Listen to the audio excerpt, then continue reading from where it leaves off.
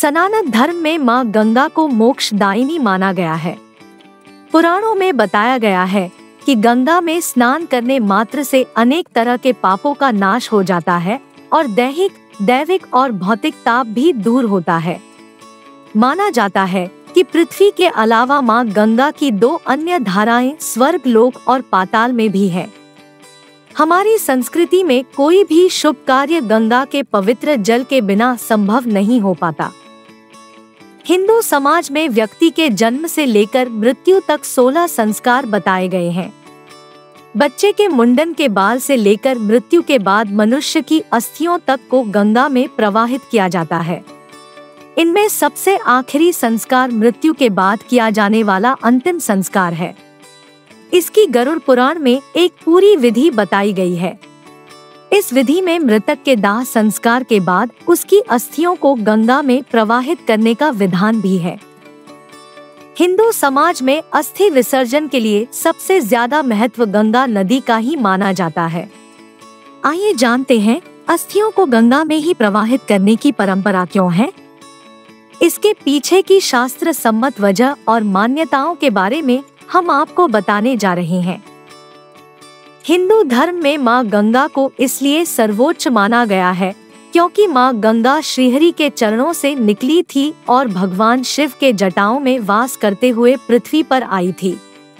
गरुड़ पुराण समेत कई ग्रंथों और वेदों में जिक्र मिलता है कि गंगा देव नदी या स्वर्ग की नदी है।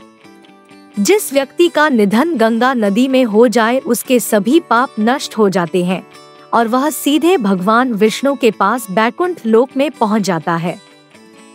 हिंदू धर्म में मृत व्यक्ति की अस्थियां गंगा नदी में प्रवाहित की जाती है। इसके पीछे कई धार्मिक मान्यताएं और कथा प्रचलित है। भविष्य पुराण एवं गरुड़ पुराण में भी इसका जिक्र है। हिंदुओं की धार्मिक मान्यता के अनुसार अस्थियों को गंगा में प्रवाहित करने से मृतक की आत्मा को शांति मिलती है तथा पतितपावनी मोक्षदायिनी गंगा के पवित्र जल के स्पर्श से मृतक की आत्मा के लिए स्वर्ग के दरवाजे खुल जाते हैं। गंगा का निवास स्थान आज भी स्वर्ग माना गया है।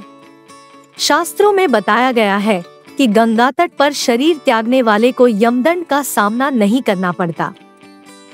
मृत व्यक्ति की अस्थियों को गंगा में विसर्जन करना ही शुभ माना गया है।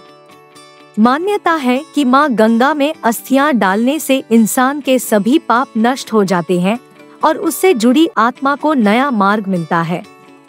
हरिद्वार, प्रयाग आदि जगहों के गंगा तट पर विधि विधान से अस्थियों का विसर्जन किया जाता है। पौराणिक कथाओं के अनुसार एक दिन माँ गंगा भगवान नारायण से मिलने के लिए बैकुंठ धाम गई थी। तब उन्होंने श्रीहरि से पूछा, हे प्रभु, मेरे जल से स्नान करने पर सभी के पाप नष्ट हो जाते हैं, लेकिन मैं इतने पापों का बोझ कैसे उठाऊंगी। तब भगवान नारायण ने कहा कि आपके जल में जो भी साधु, संत और वैष्णव आकर स्नान करेंगे तब उनके पुण्य कर्मों से आपके अंदर समाये हुए सभी पाप नष्ट हो जाएंगे। आप हमेशा के लिए पतित पावनी बनी रहेंगी।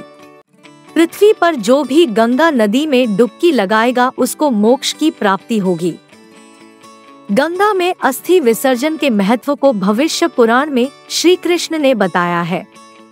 राजा भागीरथ के प्रयासों से गंगा के पृथ्वी पर आगमन के समय श्री कृष्ण गंगा स्नान का महत्व बताते हैं। इसी प्रसंग में वे गंगा से कहते हैं कि मृत व्यक्ति का शव बड़े पुण्य के प्रभाव से ही तुम्हारे अंदर आ सकता है। जितने दिनों तक उसकी एक एक हड्डी तुम्हारे जल में रहती है उतने समय तक वह वैकुंठ में वास करता है। यदि कोई अज्ञानी व्यक्ति भी तुम्हारे जल का स्पर्श करके प्राण त्यागता है तो वह भी मेरी कृपा से परम पद का अधिकारी होता है। इसके अलावा अन्य कहीं प्राण त्यागते समय भी किसी को तुम्हारे नाम का स्मरण हो जाता है तो मैं उसे भी सालोक्य पद प्रदान करता हूँ। वह ब्रह्मा की आयु जितने समय तक वहाँ रहता है। इसी तरह गरुड़ पुराण में पक्षीराज गरुड़ के पूछने पर भगवान विष्णु भी गंगा में अस्थि विसर्जन का महत्व बताते हैं। वे कहते हैं कि जिसकी अस्थि गंगा जल में प्रवाहित होती है उसका ब्रह्मलोक से फिर पुनर्गमन नहीं होता। मनुष्य की अस्थि जितने समय तक गंगाजल में रहती है, उतने समय तक वह स्वर्ग लोक में रहता है। मृतक की अस्थियां गंगाजी में गिरने पर वह दिव्य विमान पर चढ़कर देवलोक को जाता है। इसलिए माता पिता सहित परिवार के सदस्यों की मृत्यु पर उनकी अस्थि का विसर्जन गंगा में जरूर करना चाहिए। आपको हमारा यह वीडियो कैसा लगा, आप हमें कमेंट करके जरूर बताएं। धन्यवाद।